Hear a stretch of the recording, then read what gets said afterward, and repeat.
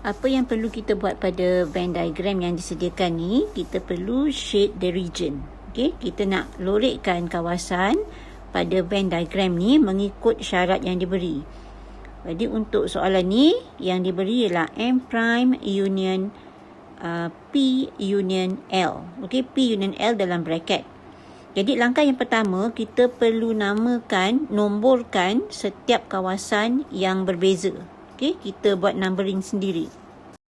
Seperti yang dapat dilihat di sini, setiap kawasan yang terpisah, cikgu numberkan. Jadi kawasan yang pertama ni sebagai 1, yang ini 2, 3 untuk kawasan semua ni, 4 kawasan dalam, 5 kawasan luar sini, dan 6 mewakili kawasan yang di luar daripada 3 bulatan ni. Untuk mula menjawab soalan yang begini, kita tengok dulu M prime. So kita tengok M dulu. M ialah kawasan 2, 3 and 4. So M prime means 1, 5 and 6. So kita tulis dulu nilai 1, 5 and 6. Ini mewakili M prime. Kita perlu union dengan P union L. So P ialah kawasan 4 and 5. L ialah 1 and 2. Okay, jadi di sini untuk M prime tadi kita dah katakan sebagai area untuk number 1, 5 and 6. Okay, ini untuk M prime. P ialah 4 and 5. Union L. L ialah 1 and 2. Okay, kat sini 1 and 2. Jadi bila kita unionkan P and L, kita buat dalam bracket dulu. Okay, yang dalam bracket ni dulu. Bila kita unionkan dia, so kita perlu gabungkan semua kawasan. 1, 2, 4, 5. Then baru kita tengok dengan M prime tadi. Okay, soalan minta kita gabungkan semua. So kawasan yang kita perlu lorek ialah kawasan 1, 1, 2, 4, 5 and 6. So kawasan-kawasan ni saja yang kita perlu lorekkan sebagai jawapan kepada shade the region.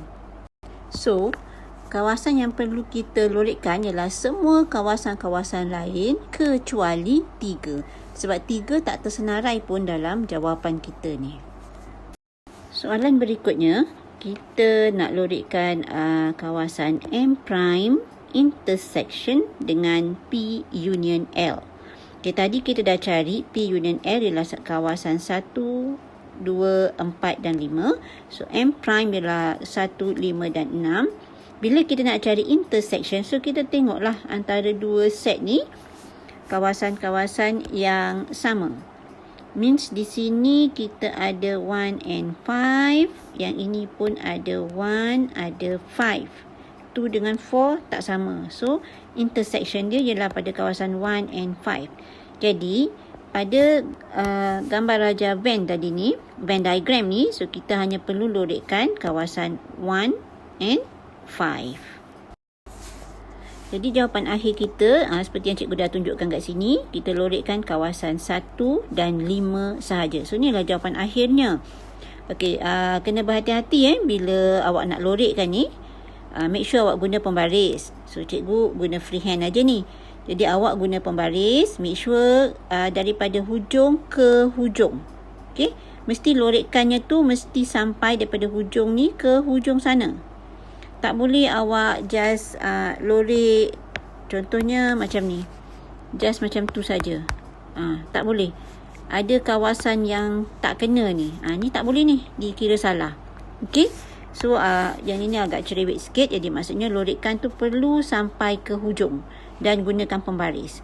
Okay, kalau awak tak nak lorek-lorek macam ni, awak just color terus hitam pun boleh juga. Okay, tak salah. Yang penting, tempat awak lorekkan tu adalah, tempat awak shade tu adalah betul. Dekat sini, kita perlu shade kawasan 1 and 5. So, 1 and 5.